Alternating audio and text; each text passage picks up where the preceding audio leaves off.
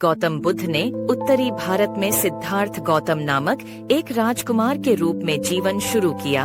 12 साल की उम्र में उन्हें हिंदू पवित्र ग्रंथों की शिक्षा के लिए दूर भेज दिया गया और 4 साल बाद वह एक राजकुमारी से शादी करने के लिए घर लौट आए। उनका एक बेटा था और वे 10 साल तक उचित राजघराने की तरह रहे।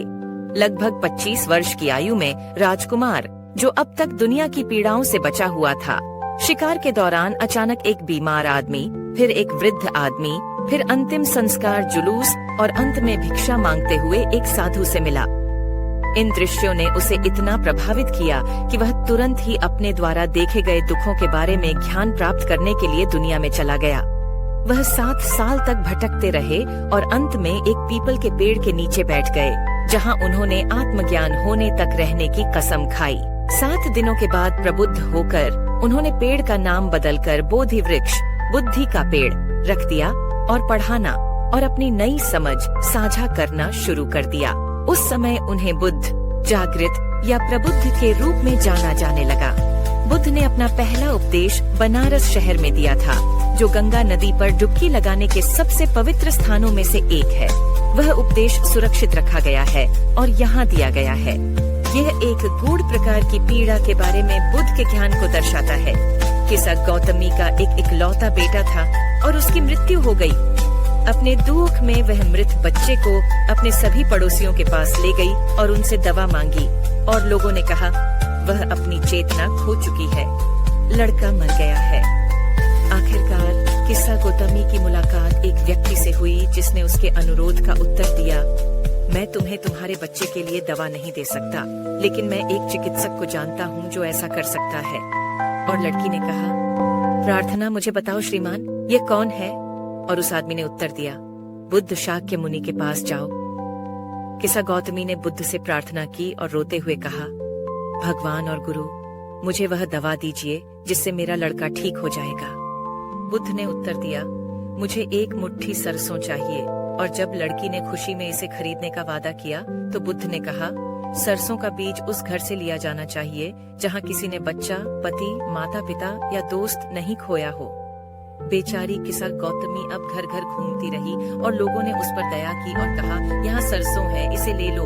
लेकिन जब उसने पूछा, क्या आपके परिवार में किसी बेटे या बेटी, किसी पिता या माँ की मृत्यु हुई है, उन्होंने उसे उत्तर दिया, हाय, जीवित तो कम है परंतु मरे हुए बहुत हैं।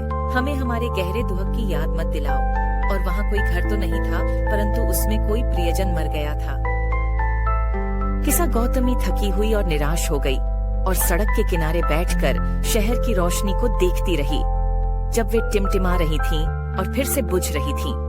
आखिर रात का अंधेरा हर जगह छा गया और वह पुरुषों का भाग्य मानती थी कि उनका जीवन टिमटिमाता है और फिर बुझ जाता है। और उसने मन ही मन सोचा, मैं अपने दुख में कितनी स्वार्थी हूँ।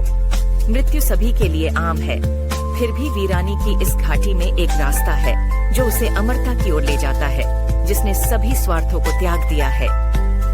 बुद्ध ने कहा, इस संसार में प्राणियों का जीवन कष्टमय, संक्षिप्त और पीड़ा से युक्त है, क्योंकि ऐसा कोई साधन नहीं है जिसके द्वारा जो पैदा हुए हैं वे मरने से बच सकें। बुढ़ापे तक पहुंचने के बाद मृत्यु होती है।